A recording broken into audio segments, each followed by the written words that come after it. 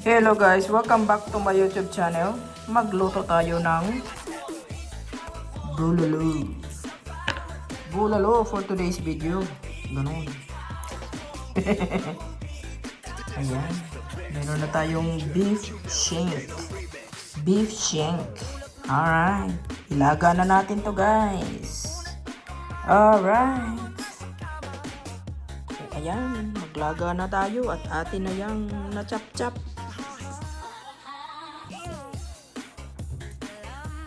Yan o. Sarap. Ay! Sorry Lord. Ano ba yan? Ang bone marrow. Ay, bone marrow. Alright. Lagyan natin ng wara.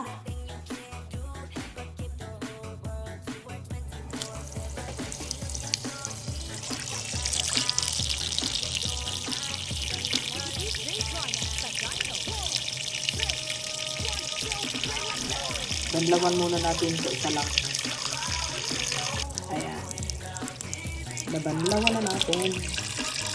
Maglagay na tayo ng sabaw.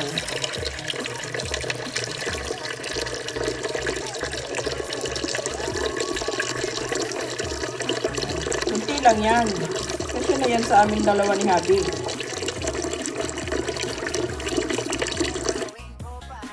Ayan. Boil na natin.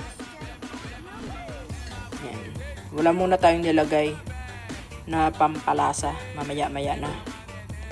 Kasi kailangan pa nating linisin yan. Alright. Alright guys. Lagyan na natin ng asin. Nalagyan ko na pala ng pamintang buo. Ayan.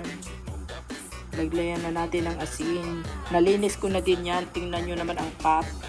Super linis na. Pero mamaya-maya yan. Dahil continuous pa din ang boiling.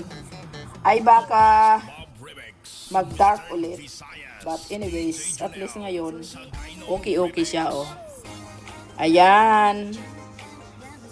Dahil malinis na siya, continue boiling and then lagyan na natin ng pampalasa na yung hindi ma-overcook ba. Okay. Yan ang ating ingredients.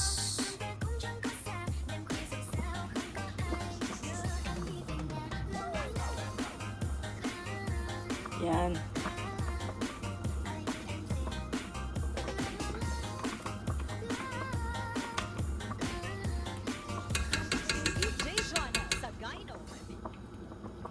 O, diba? Para ka na rin nakatikim ng bulalo ng Batangas, o diba? Sarap yan guys, ang aking luto. Lutong pacham. Alright guys, so ito na yung ating ingredients sa ating bulalo. Oh, ang ating ayan simple lang, o diba? Yan ang ating ingredients. At saka ito. Ang mahal ng baby bok choy, kaya ang pinili ko ay itong ibang klaseng parang baby cabbage. Ay, hindi ko alam kung ano. Basta, yan na yun. Ayan. Ayan. Medyo malambot ng ating beef. Kaya lang, anuhin muna natin. Mas palambutin pa natin. Pero nilagay na natin yung potatoes at saka yung mga ibang pampalasa.